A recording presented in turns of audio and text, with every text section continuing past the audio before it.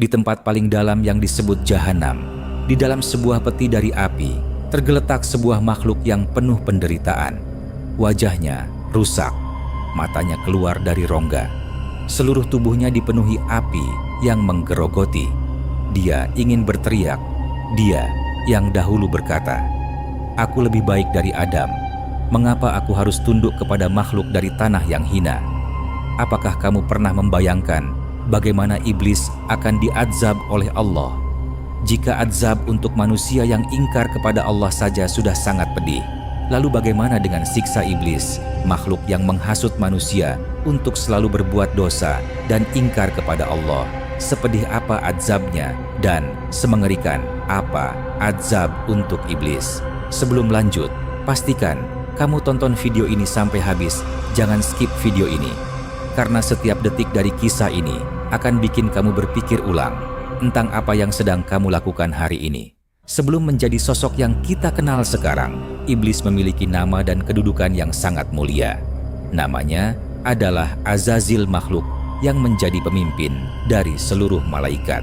Nama ini berasal dari bahasa Arab kuno, gabungan dari kata aziz yang berarti terhormat atau kuat, dan il yang merujuk pada penamaan Allah. Dengan demikian, Azazil bisa diartikan sebagai makhluk Allah yang dihormati. Namun, ada juga pendapat lain yang menyebut nama asli iblis adalah Al-Harits. Iblis juga pernah menjabat tugas-tugas mulia, di antaranya menjaga surga selama 40.000 tahun, hidup bersama para malaikat selama 80.000 tahun, kemudian menjadi penasihat malaikat selama 20.000 tahun, memimpin malaikat Karobiyun selama 30.000 tahun. Untuk penjelasan mengenai malaikat Karobiyun sudah pernah kami bahas di channel ini. Azazil juga pernah melakukan tawaf bersama malaikat mengelilingi arsy selama 14.000 tahun. Secara total, Azazil telah mengabdi dan beribadah kepada Allah selama lebih dari 185.000 tahun. Namun, saat Allah menciptakan Adam, lalu memerintah semua malaikat, termasuk iblis, bersujud kepada Adam, hanya iblis yang menolak. Sejak saat itulah Allah mencabut semua kemuliaan yang dimiliki iblis. Allah Ta'ala memberi iblis kehidupan hingga hari kiamat. Dia menghabiskan hidupnya dengan dosa dan tipu daya. Tetapi hari ini, dari sejarah dan isyarat hadits, kita akan melihat suatu gambaran yang membuat darah membeku.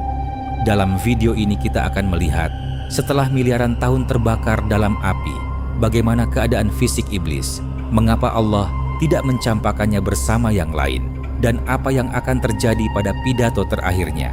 Para mufasir sepakat kalau siksa iblis adalah yang paling berat karena dia merupakan akar dari segala dosa. Selama miliaran tahun, dia berada dalam satu azab khusus. Disebutkan dalam beberapa riwayat, di bagian paling bawah Jahanam ada sebuah peti dari api. Selama ribuan tahun, dia hanya melihat kegelapan. Suara napasnya bergema. Peti itu terasa seperti lubang hitam, seolah-olah jutaan gunung menekan dadanya.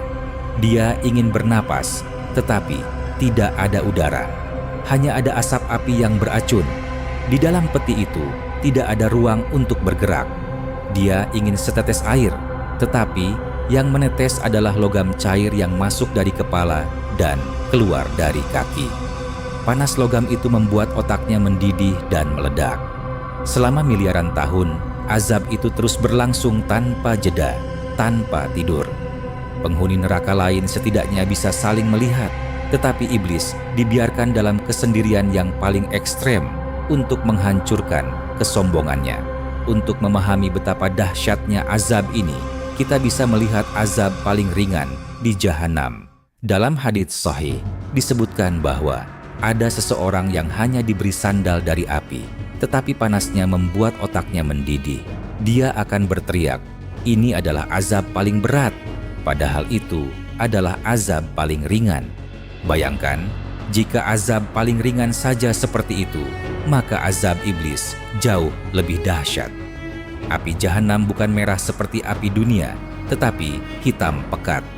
Jika seseorang merasakan sedikit saja azab iblis, dia akan hancur seketika.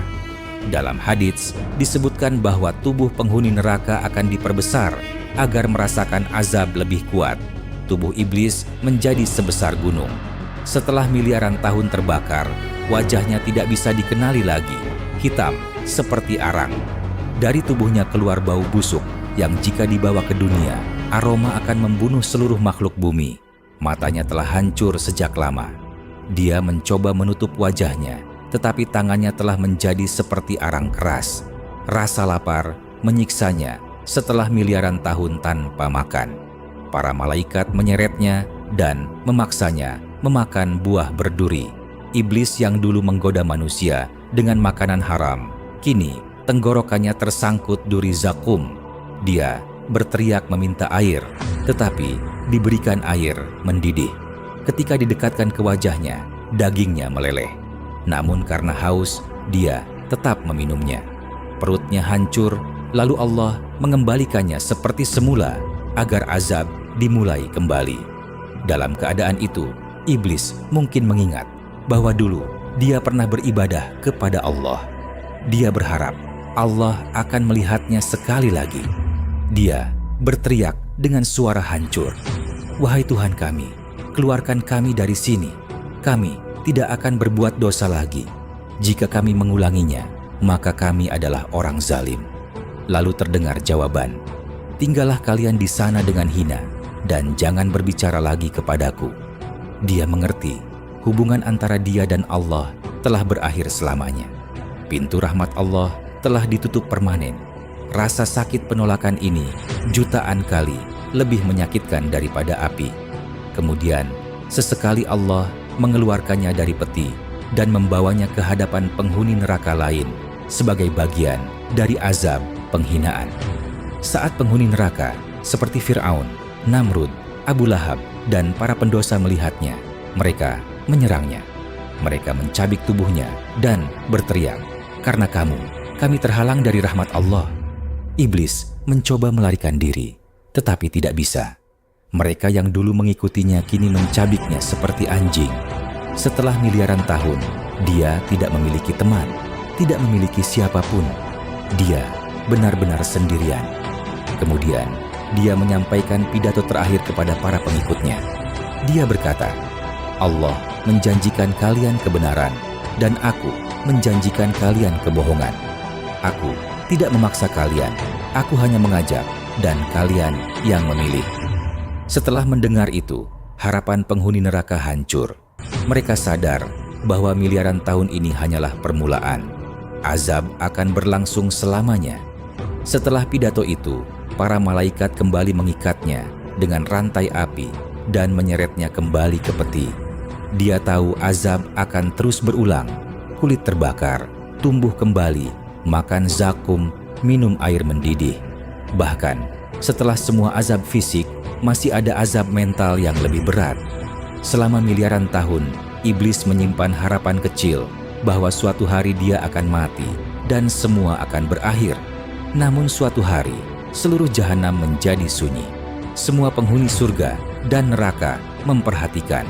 Malaikat berkata, "Ini adalah kematian."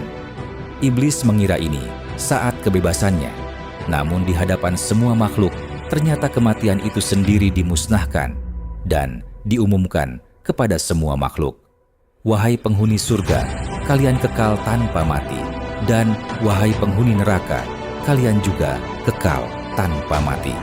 Saat itu, harapan terakhir hancur. Iblis menyadari dia terjebak dalam siklus tanpa akhir. Dia mulai menyakiti dirinya sendiri, mencabik wajahnya, membenturkan kepalanya ke dinding api, berteriak tanpa henti. Namun, suaranya hanya kembali kepadanya sendiri. Dia terjebak dalam lingkaran abadi, tanpa waktu, tanpa akhir, tanpa harapan.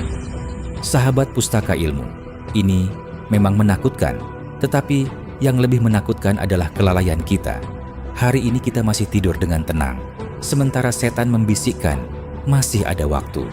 Padahal dia adalah musuh yang nyata. Dia ingin kita bersamanya di dalam azab itu. Dia tidak ingin sendirian. Dia ingin kita ikut bersamanya. Masih ada waktu. Sebelum detak jantung berhenti, pintu rahmat Allah masih terbuka. Ya Allah, lindungi kami dan keluarga kami dari azab Jahannam. Jaga iman kami dari tipu daya iblis. Amin. Sekian dulu video kali ini. Jika kamu merasa video ini bermanfaat, bagikan kepada orang terdekatmu agar lebih banyak orang yang merasakan manfaatnya. Sampai jumpa pada video selanjutnya. Wassalamualaikum warahmatullahi wabarakatuh.